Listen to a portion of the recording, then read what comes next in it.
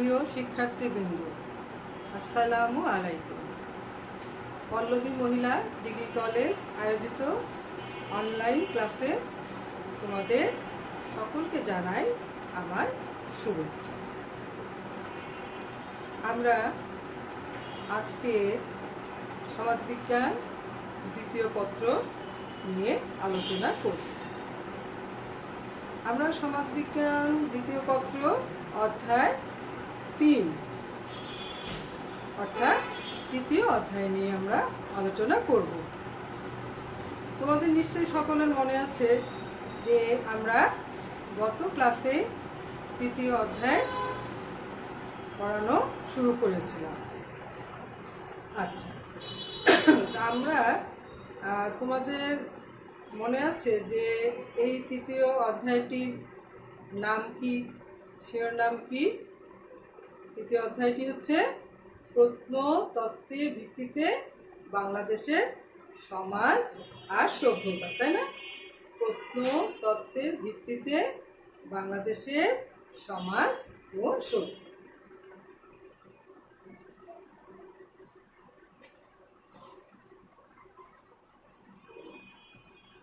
অধ্যায় 3 প্রত্নতত্ত্বের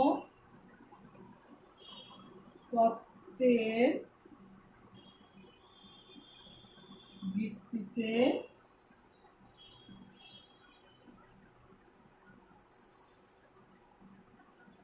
বাংলাদেশের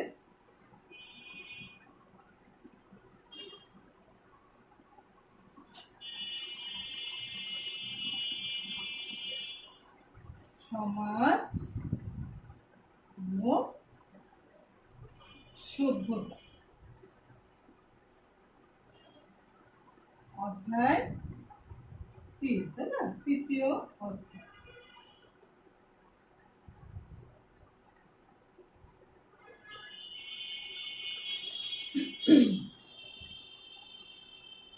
আচ্ছা, তো আমরা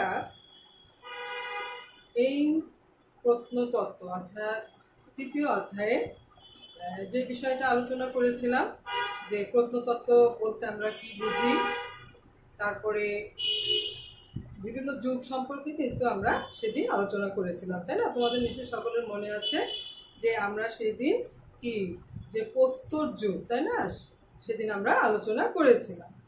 আচ্ছা, তো আমরা আজকে আরেকটা বিষয় নিয়ে আলোচনা করব এই অধ্যায়ে। সেটা হচ্ছে কি আমাদের যে নব্য প্রস্তর যুগ সম্পর্কে। হ্যাঁ, নব্য প্রস্তর যুগ সম্পর্কে। তো আমরা এই নব্য প্রস্তর যুগ আলোচনার পূর্বে আমরা আবার একটু মনে করার চেষ্টা করি যে গত ক্লাসে যে প্রত্নতত্ত্ব বলতে আমরা কি বুঝি সেটা আমরা আবার একটু জেনে নিই। তাহলে প্রত্নতত্ত্ব হচ্ছে কি? যেটা হচ্ছে যে খনন কার্যের মাধ্যমে, তাই না, প্রাগৈতিহাসিক কালের মানুষের সমাজ এবং সংস্কৃতি সম্পর্কে কি সমীক্ষা, অধ্যয়ন বা পাঠ। আচ্ছা, তাহলে তোমরা নিশ্চয়ই মনে আছে এবং পড়েছো যে প্রত্নতত্ত্ব বলতে আমরা কি বুঝি। আর এই যে প্রত্নতত্ত্ব অর্থাৎ এই বাংলাদেশের যে সমাজ সভ্যতা সম্পর্কে এই অধ্যায়টি আলোচনা করলে আমরা বিভিন্ন যুগ সম্পর্কে জানতে পারবো। আর কি জানতে পারবো? যে আমাদের যে বাংলাদেশের যে প্রত্নতাত্ত্বিক স্থানসমূহ রয়েছে, হ্যাঁ, যেমন আমাদের মহাস্থানগড়, পাহাড়পুর, ময়নামতি প্রভৃতি জায়গা সম্পর্কেও কিন্তু আমরা জানতে পারবো এই অধ্যায়ের মধ্যে দিয়ে। আচ্ছা, তো আমরা এই যে নব্য প্রস্তর যুগটা আলোচনা করার আগে আমরা একটু দেখে নেই যে এই যে ভূতাত্ত্বিক যুগ এবং প্রত্নতাত্ত্বিক যুগ, হ্যাঁ, যে সময়কালের ভিত্তিতে প্রত্নতাত্ত্বিকগণ এর আগে তোমরা দেখেছো যে আমাদের যে প্লাইস্টোসিন যুগকে 3 ভাগে ভাগ করেছেন, তাই না? সেটা হচ্ছে আমাদের কি যে উচ্চ প্রাচীন, আমাদের নিম্ন প্রাচীন, মধ্য প্রাচীন এবং উচ্চ প্রাচীন প্রস্তর যুগ। হ্যাঁ, আচ্ছা, তাহলে আমরা একটু দেখে নেই যে সময়কালের ভিত্তিতে, হ্যাঁ, সময়কালের ভিত্তিতে যে আমাদের যেটা হচ্ছে কি ভূতাত্ত্বিক ভূতাত্ত্বিক যুগ, আর হচ্ছে কি তোমার প্রত্নতাত্ত্বিক যুগ।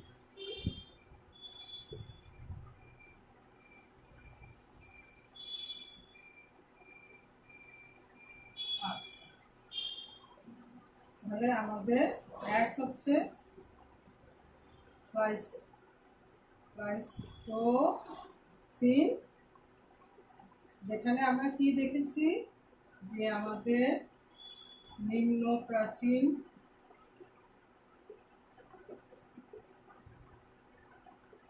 মধ্য প্রাচীন,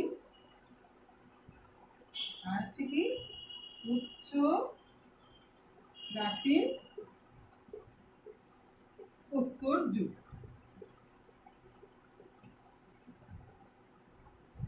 আর হচ্ছে আমাদের যেটা হচ্ছে 2 নম্বর হচ্ছে হলোসিন, হ্যাঁ, হলোসিন, যেটা হচ্ছে আমাদের কি এই যে নব্য প্রস্তর যুগ।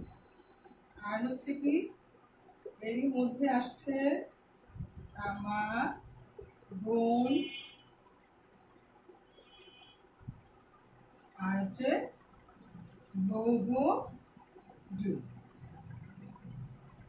তো আসলে দেখো আমরা ইতিমধ্যেই আলোচনা করেছি যে এই যুগটা সম্পর্কে, এর সময়কাল, এবং এই যুগের যে মানব সম্পর্কে তোমরা জেনেছো যে পিকিং মানব, জাভা মানব, নিয়ান্ডারথাল, তাই না? আচ্ছা, হলোসিন, যেটা আমরা কিন্তু কি যে এখানে লক্ষ্য করি যে সময়সীমাটা হচ্ছে 70,000 বছর আগে শুরু হয়েছে। আর এখানে মানব প্রজাতি হচ্ছে কি যে হোমো স্যাপিয়েন্স। তাহলে আমাদের এই যুগটা পড়ছে হলোসিন যুগের মধ্যে। তোমরা একটু খেয়াল করো। তাহলে আমরা যে বিষয়গুলো দেখলাম যে প্লাইস্টোসিন যুগ, অর্থাৎ আমরা এর মধ্যে এই যুগগুলো সম্পর্কে আলোচনা করা হয়ে গিয়েছে। আর আমরা আজকে হলোসিন অর্থাৎ এই নব্য প্রস্তর যুগ সম্পর্কে আলোচনা করব।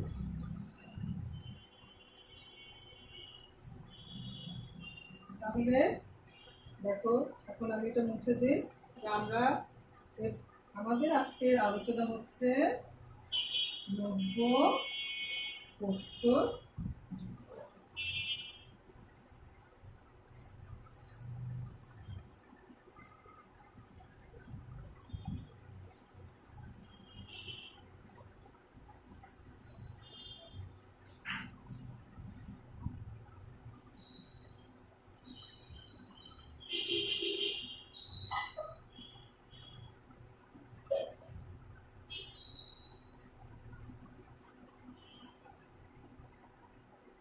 নব্য প্রস্তর।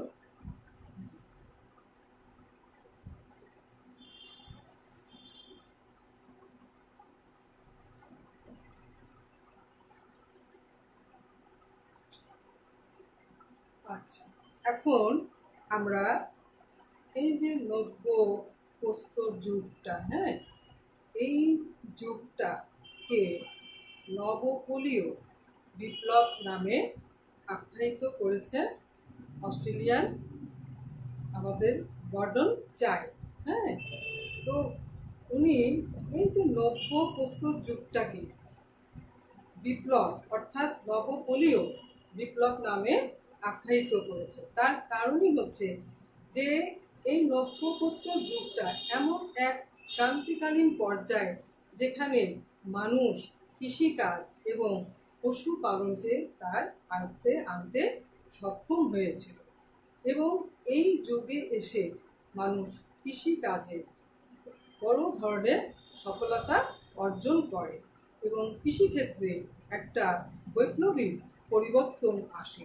আর যার কারণেই কিন্তু এই নব্য প্রস্তর যুগকে গর্ডন চাইল্ড কি নব পোলীয় বিপ্লব নামে আখ্যায়িত করে।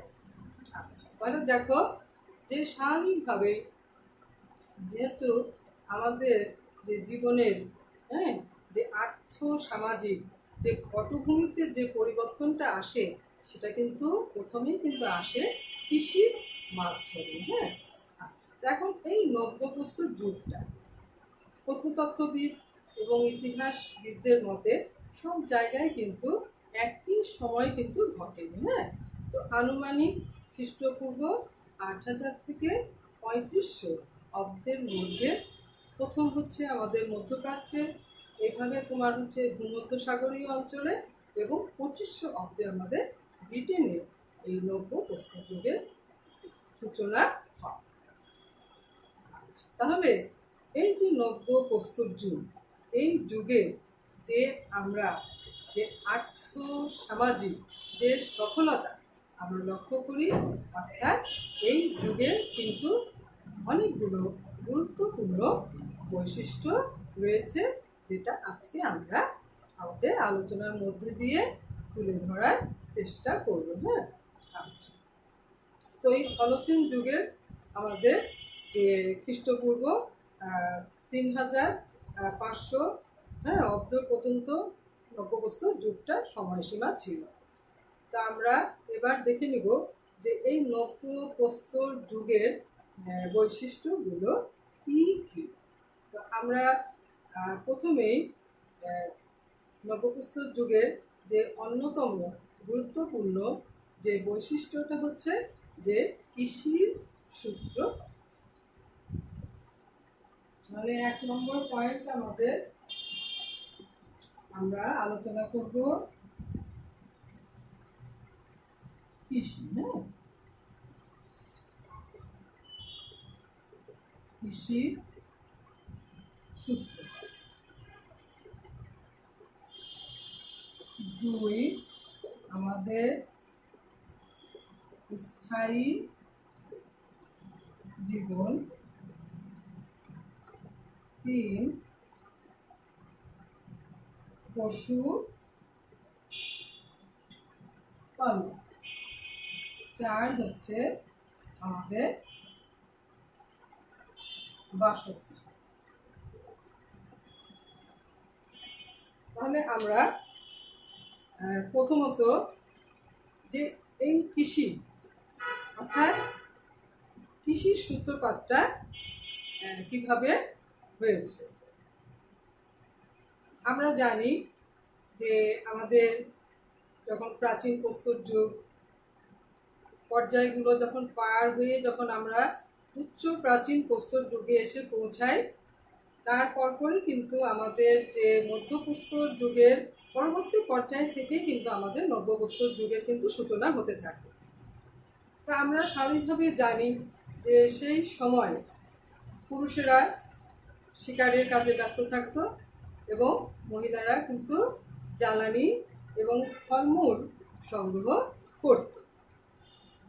তো সেই সময় আসলে দেখা যায় যে কৃষিকাজের সূচনাই আগে হয়েছে না পশুপালনটা আগে হয়েছে, এ নিয়ে কিন্তু ইতিহাসবিদদের মধ্যে একটা মতভেদ রয়েছে। তো এভাবে যখন মহিলারা তারা জ্বালানি এবং ফলমূল সংগ্রহ করত, তখন কিন্তু সেই যে ফলমূলের বীজের মধ্যে যে তোমার গম আর বার্লি, তার মধ্যে কিন্তু এই বীজগুলো কিন্তু ছিল। তখন সেই বীজগুলো যখন তাদের গৃহের আঙিনায় কোনো আর্দ্র জায়গায় পড়ে কিন্তু সেখান থেকে কিন্তু কি বের হয়, গাছ বের হয়। আর তখনই কিন্তু দেখা গেল যে তাদের মনে যে একটা আগ্রহ যে আমাদের যে ফলের বীজ থেকে কি আমাদের বীজ অঙ্কুরিত হয়ে কিন্তু গাছ জন্মগ্রহণ করতেছে। আর এই জন্যই কিন্তু বলা হয় যে মহিলারা হচ্ছে কৃষির আবিষ্কার কর্তা। আচ্ছা, এই নব্যপ্রস্তর যুগের যে বিষয়টা যে আমাদের এই যে গম আর বার্লি প্রথম অবস্থায় এটা হচ্ছে উচ্চ ফলনশীল, তারপরে তোমার পুষ্টিকর এবং কি যে খুব সহজে সংরক্ষণযোগ্য এবং কম খরচে উদ্যান কি হবে, কম খরচে উৎপাদন যোগ। তাহলে দেখো যে এই নব্য প্রস্তর যুগে যে কৃষি কাজটা অর্থাৎ যে কৃষি ফলনটা ছিল সেটা ছিল হচ্ছে আমাদের প্রথম অবস্থায় গম এবং বার্লি। তার পরবর্তীতে কিন্তু যব, ধান, রাই বিভিন্ন ধরনের কৃষি ফলন শুরু হয়। আচ্ছা, আর এই যে একটা আছে কথা যে আদম হাওয়া যে স্থানে বাস করতেন সেইখানে কিন্তু প্রথম হচ্ছে কি গমের চাষটা করা হয়। হ্যাঁ, তো সেটা হচ্ছে কি ইডেন উদ্যান নামে পরিচিত। তাহলে এই আমরা দেখলাম যে এই যে কৃষি কাজটা, হ্যাঁ, যে আমাদের কিভাবে যে মানুষের জীবনে সেই সময় একটা কিন্তু বৈপ্লবিক পরিবর্তন এনে দিয়েছে। তো এখন দেখো যে যখনই এই কৃষিকাজ মানুষের মধ্যে চলে আসলো, এই কৃষি থেকে অর্থাৎ যখন তুমি গাছটা লাগাচ্ছ, হ্যাঁ, তখন কিন্তু তাকে কিন্তু সেই জায়গায় কিন্তু স্থায়ীভাবে কিন্তু বসবাস করতে হবে। কারণ একটা গাছ বীজ থেকে বড় হয়ে কি তোমার সময় লাগবে, তাই না, বড় হতে। তখন তারা কি চিন্তা করলো, তারা আর তখন এইভাবে ছোটাছুটি না করে যাযাবরের মতো জীবনযাপন না করে তখন কিন্তু তারা একটা স্থায়ী জীবন কিন্তু গড়ে তুলতে শুরু করলো। তো আমরা এইখান থেকেই লক্ষ্য করি যে এই যে কৃষির সূত্রপাত, এই কৃষির সূত্রপাত থেকে কিন্তু মানুষের কি স্থায়ী জীবনেরও শুরু হলো।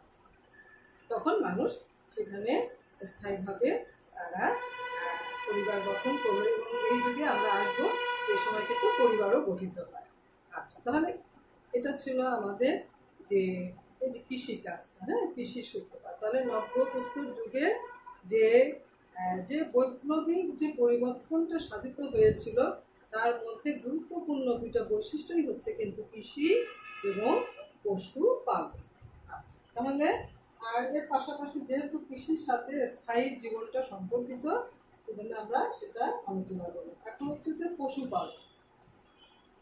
আচ্ছা, মানুষ আমরা জানি যে এই কৃষিকাজ এবং পশুপালন মানুষকে কিন্তু খাদ্য সংগ্রহকারী শ্রেণী থেকে খাদ্য উৎপাদক শ্রেণীতে কিন্তু পরিণত করেছিল, তাই না? তার কারণ কি, এই পশুপালন সমাজে এসেই কিন্তু তখন কি তারা যে কোনো কিছু সংরক্ষণ করতে হবে সেই বুদ্ধি বিবেচনা কিন্তু তাদের মধ্যে জাগ্রত হয়েছে। তো প্রাথমিক অবস্থায় সেই যুগের মানুষের বন্য পশুকে বশ মানাতে প্রথমত অবস্থায় একটু কঠিন হয়েছিল এবং প্রথম তারা কিন্তু যে কুকুর, হ্যাঁ, পোষ মেনেছিল। কারণ কুকুর মানুষের কাছাকাছি কিন্তু তারা আসলে নিজের থেকেই কিন্তু চলে আসে। আচ্ছা, তারপরে কি হলো, যখন তারা শিকারীরা যখন শিকার করতো তারা বিভিন্ন ছোট ছোট যে শাবকগুলো, হ্যাঁ, তারা কিন্তু আনতো, আনার পরে তারা কিন্তু সেটা কি করতো, খেত না। না খাওয়ার ফলে কি হতো, তারা আবার সেটাকে পালন করতো, হ্যাঁ, লালন পালন করতো। তখন সেটা কি হতো, তখন বড় হলো এবং এই বড় হওয়া মানে ওদের উৎপাদনশীল, হ্যাঁ, সেইটা থেকে সেই যে পশুগুলো তারা যে পালন পালন করতেছে সেখান থেকে কিন্তু আমরা কি যে আমাদের উৎপাদনটা বেড়ে যাবে। হ্যাঁ, তাহলে আমরা এইভাবেই দেখি যে তারা সেই সময় আরও যে দিকে তারা শুকর, ছাগল, ভেড়া, গরু, মহিষ এগুলো তারা লালন পালন করত এবং ধীরে ধীরে তারা এই বন্য পশুকে তাদের আয়ত্তে এনে প্রকৃতির উপরে কিন্তু তারা একটি কি আধিপত্য বিস্তার লাভ করে। তাহলে আমরা কি দেখলাম যে এই যে নব্য প্রস্তর যুগের যে দুটো গুরুত্বপূর্ণ বৈশিষ্ট্য যে আমাদের কৃষি এবং পশু পালন। হ্যাঁ, তাহলে আমরা তারপরে কি দিয়েছি যে বাসস্থান। আচ্ছা, তো এই যুগে নব্য প্রস্তর যুগে মানুষ প্রাথমিক অবস্থায় তারা কুঁড়ে ঘর নির্মাণ করতে পারত। এবং তারা আরও দুটি উপায়ে, যেমন তোমার চারিদিকে পাথর পুঁতে দিয়ে, হ্যাঁ, চারদিকে পাথর পুঁতে পাথরের উপর পাথর দিয়ে তারপরে তোমার কাঠের পাটাতন দিয়ে চারিদিক দিয়ে ঘিরে তারা বাসা তৈরি করতো। তো এই বাসাটা তৈরি করার অর্থই হচ্ছে কি, যে হিংস্র জীবজন্তুর হাত থেকে তাদের রক্ষা পাওয়া। তাহলে আমরা এই যে বাড়িঘর যারা নির্মাণ করতো সেটা হচ্ছে আমাদের দক্ষিণ আনাতোলিয়া, তারপরে হচ্ছে জর্ডান, হ্যাঁ, এই সব জায়গাতে এই নিদর্শনগুলো পাওয়া যায়। তারা আরও একটি বিশেষ ধরনের বাসা তারা নির্মাণ করতো, সেটা কি, যে স্বচ্ছ জলের হ্রদের মধ্যে, হ্যাঁ, পানির নিচে, সেখানে তোমার পাথরের উপরে পাটাতন দিয়ে তারা কিন্তু এই বাসস্থান নির্মাণ করত। সেটা আমাদের ইউরোপ, সুইজারল্যান্ডে আমরা এই ধরনের বাসস্থানের নিদর্শন দেখতে পাই। তাহলে আমরা এ পর্যন্ত কি আলোচনা করলাম? কৃষি, স্থায়ী জীবন, হ্যাঁ, তারপরে আমাদের কি পশুপালন, আমাদের হচ্ছে বাসস্থান। আচ্ছা, তাহলে আমরা আরো পয়েন্ট যেটা আলোচনা করি এরপরে 6 মৃৎপাত্র।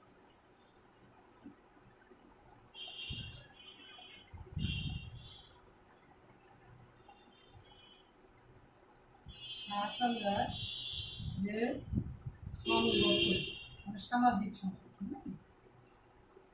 সামাজিক সামাজিক সংগঠন। মৃৎপাত্র তারা প্রাথমিক অবস্থায় মাটির পাত্র তারা তৈরি করত, কিন্তু পরবর্তীতে, হ্যাঁ, পরবর্তীতে এই মৃৎপাত্রে কিন্তু কি, যখন চাকার আবিষ্কারটা হয় তখন কিন্তু তারা এই মৃৎপাত্রকে আরও উন্নত মানের করে তুলতে পারে। এবং সেই মৃৎপাত্রগুলো কি, তাদের কি একটা যে সংস্কৃতির কিন্তু নমুনা বহন করে, এবং সেই মৃৎপাত্রগুলোর উপরে কি তারা বিভিন্ন ধরনের কি নকশা করত। তারপর দেখো যে আমাদের কি, যে সামাজিক সংগঠন। আচ্ছা, সামাজিক সংগঠন, এখানে যে বিষয়টা, যে তাদের একটি কি ছিল, নিজস্ব সামাজিক সংগঠন ছিল। অর্থাৎ তারা কি করত, যে ধর্মীয় যে বিশ্বাসটা, তারা কিন্তু টোটেম, হ্যাঁ, টোটেমে বিশ্বাস করত। অর্থাৎ কোনো প্রাণী, বস্তু বা গাছপালার শক্তিতে তারা বিশ্বাসী ছিল এবং তাকে তারা পূজা অর্চনা করত। তাহলে এই পর্যন্ত আমরা আসলাম যে সামাজিক সংগঠন। আচ্ছা, নব্য প্রস্তর যুগের আরেকটি অন্যতম বৈশিষ্ট্য হচ্ছে কি, যে পরিবার, পরিবার নামক প্রতিষ্ঠানটির জন্ম এবং ক্ল্যান প্রথার বিলোপ।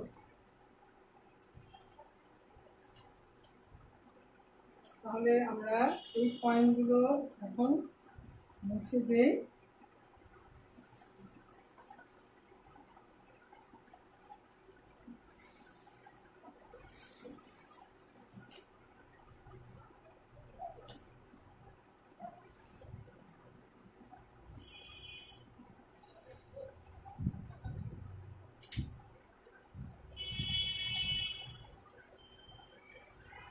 আচ্ছা, পরিবার, হ্যাঁ, মনে হচ্ছে আর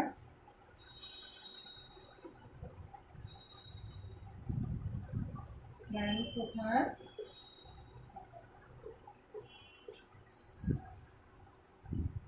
বিলুপ্তি এবং পরিবার গঠন।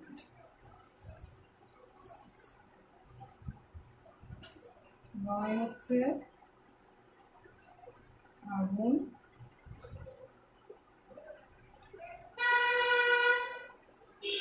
জ্বালা, আগুন জ্বালা।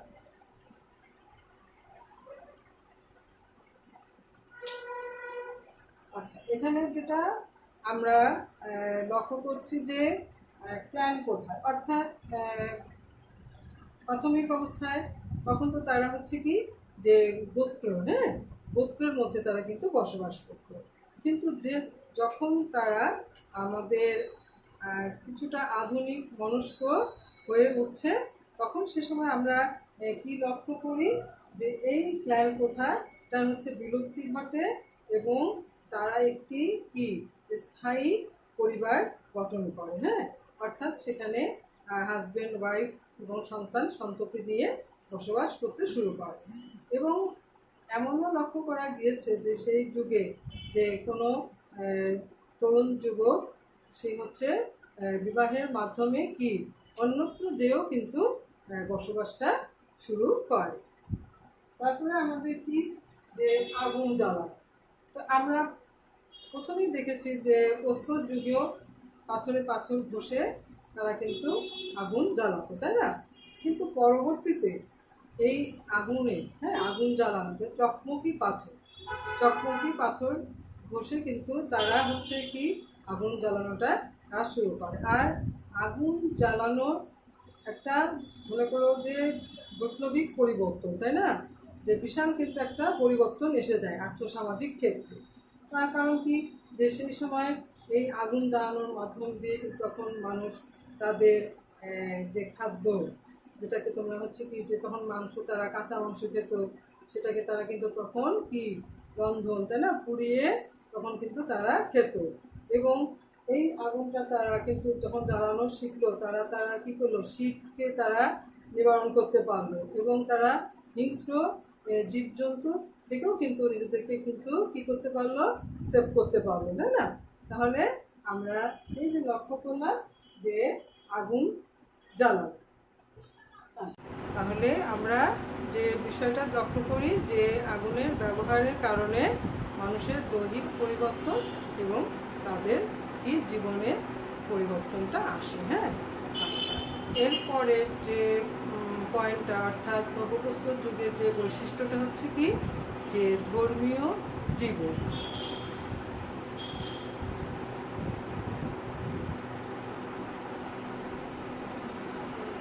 ধর্মীয় জীবন এবং তোমার স্বয়ংসম্পূর্ণ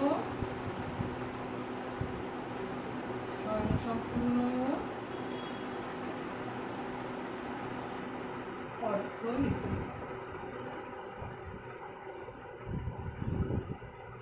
ধর্মীয় জীবন নব্যপ্রস্তর যুগে মানুষ হচ্ছে তারা কিন্তু অতি প্রাকৃত শক্তিতে বিশ্বাস করত, অর্থাৎ তাদের মধ্যে তারা বিশ্বাস ছিল যে আত্মাতে বিশ্বাস স্থাপন। তাহলে আমরা নবপ্রস্তর যুগের মানুষের মধ্যে যে তারা ধর্মীয় যে জীবনটা, অর্থাৎ তাদের মধ্যে যে ধর্মীয় বিশ্বাস, সেটা কি ছিল যে আত্মাতে বিশ্বাস। তো আসলে আমরা এই যে আত্মাতে বিশ্বাস, এই মতবাদটা কিন্তু সর্বপ্রাণবাদ, হ্যাঁ, এটা কিন্তু টেইলরেরই দুটো মতবাদের মধ্যে একটা হচ্ছে আমাদের মহাপ্রাণবাদ আর একটি হচ্ছে সর্বপ্রাণবাদ। আর সর্বপ্রাণবাদটি হচ্ছে কিন্তু যে আত্মাতে বিশ্বাস স্থাপন। তারপরে আমরা যে বিষয়টা লক্ষ্য করি যে স্বয়ং সম্পূর্ণ অর্থনীতি। এই নব্যপ্রস্তর যুগে যে বিষয়টা ছিল যে প্রত্যেকটি গ্রাম তারা কিন্তু স্বয়ং সম্পূর্ণ ছিল, তারা এক একটি ইউনিটে কিন্তু বিভক্ত ছিল এবং তারা তাদের নিজস্ব চাহিদার দিক থেকে তারা একদম স্বয়ংসম্পূর্ণ ছিল।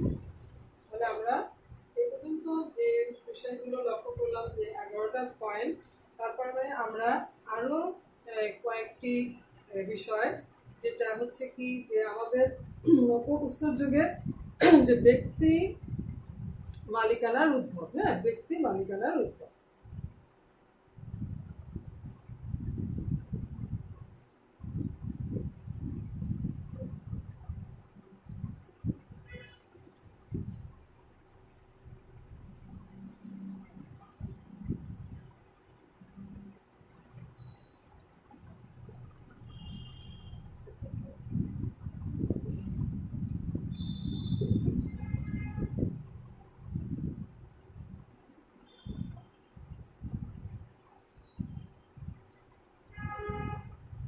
আজকে হচ্ছে যাযাবর জীবনের সমাপ্তি।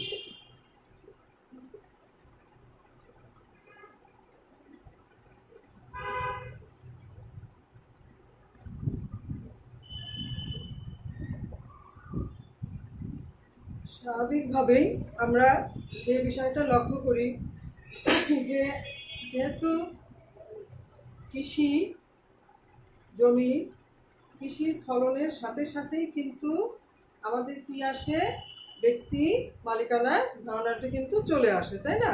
এবং কৃষির উদ্ভবের সাথে সাথেই কিন্তু ব্যক্তি মালিকানারও উদ্ভব হয়। আচ্ছা, এখানে কিন্তু আমরা যে আরেকটি বিষয়, এই যে কৃষির আবিষ্কারের ফলে অর্থাৎ নব্য প্রস্তর যুগের একটি অন্যতম গুরুত্বপূর্ণ বৈশিষ্ট্য হচ্ছে কি, যে অবসরভোগী শ্রেণীর সৃষ্টি। কিভাবে? যে এই কৃষির উচ্চ ফলনশীলের ফলে কি হলো, যে উদ্বৃত্ত ফসল তখন থাকতে শুরু করলো, এবং এই উদ্বৃত্ত ফসলের বিনিময়ে কি হলো, যে একটি অবসরভোগী শ্রেণীর সৃষ্টি হলো সেই সময়। এবং তারা কিন্তু এই শিল্প সাহিত্যে তারা হচ্ছে কি থাকতো, তারা ব্যস্ত থাকতো। হ্যাঁ, তাহলে তখন আমরা যে দেখি যে শিল্প এবং সাহিত্যটা কিন্তু সেই সময় গড়ে ওঠে। আচ্ছা, তারপরে আমাদের যেটা হচ্ছে যে যাযাবর জীবনের সমাপ্তি। স্বাভাবিকভাবেই যেহেতু আমরা জানি যে কৃষির সূত্রপাত হয়েছে নব্যপ্রস্তর যুগে, তো তখন মানুষের মধ্যে কিন্তু এই যে দলবদ্ধভাবে খাদ্য সংগ্রহের জন্য কিন্তু তাদেরকে কিন্তু আর কি ছুটাছুটি করতে হতো না, তাই না? তখন কিন্তু ধীরে ধীরে আমাদের যাযাবর জীবনেরও কিন্তু সমাপ্তি ঘটতে শুরু করে। আর সর্বশেষ যে পয়েন্টটা আমরা বলবো, যে তারা মৃতদেহ সৎকার।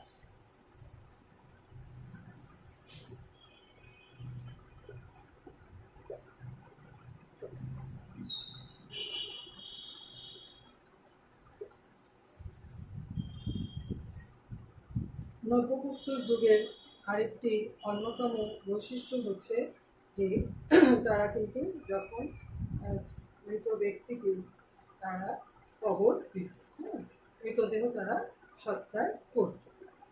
তাহলে আমরা এই যে নব্যপ্রস্তর যুগ, অর্থাৎ আমাদের যে সমাজবিজ্ঞানী গর্ডন চাইল্ড, তিনি এই যুগটাকে নবপলীয় বিপ্লব নামে আখ্যায়িত করেছে। এই যুগে যে আরও যে গুরুত্বপূর্ণ বৈশিষ্ট্যগুলো রয়েছে, তার মধ্যে আমরা জানি যে হাতিয়ার, হাতিয়ার তৈরিতে তারা কিন্তু অনেক পারদর্শী ছিল, তাই না? প্রথমে তো তারা গোটা মোটা পাথর কিন্তু তারা ব্যবহার করতো, পরে কিন্তু সেই অস্ত্রগুলো অর্থাৎ পাথরগুলোকে কিন্তু তারা তীক্ষ্ণ এবং কি মসৃণ এবং ধারালো করে তুলল। এবং এই নব্যপ্রস্তর যুগের অস্ত্রের মধ্যে কিন্তু প্রথম হচ্ছে কিন্তু যে হাতলযুক্ত অস্ত্র তারা ব্যবহার করতে শিখল। এবং এই সময় তারা বিভিন্ন কাস্তে, কুড়াল, নিড়ানি, কোদাল, বিভিন্ন ধরনের তারা যন্ত্র কিন্তু তারা ব্যবহার করতে শিখল। আচ্ছা, তাহলে এইভাবে দেখা যায় যে এই হাতিয়ারের পারদর্শিতার মধ্যে দিয়ে আমাদের এই নব্যপ্রস্তর যুগে মানুষের আর্থ-সামাজিক জীবনে একটা বড় ধরনের বৈপ্লবিক পরিবর্তন ঘটে। তাহলে আমরা এই অধ্যায়ে এই নবপলীয় যুগ অর্থাৎ নব্যপ্রস্তর যুগ বলতে আমরা কি বুঝি, এবং এই নব্যপ্রস্তর যুগের বৈশিষ্ট্যগুলো আমরা আলোচনা করলাম, এবং তোমরা এই বিষয়গুলো অর্থাৎ নব্যপ্রস্তর যুগ এবং নব্যপ্রস্তর যুগের বৈশিষ্ট্য সম্পর্কে তোমরা ভাষায় পড়বে। তাহলে আজকে আমি এখানেই আমার ক্লাস শেষ করছি। সকলকে ধন্যবাদ জানাই।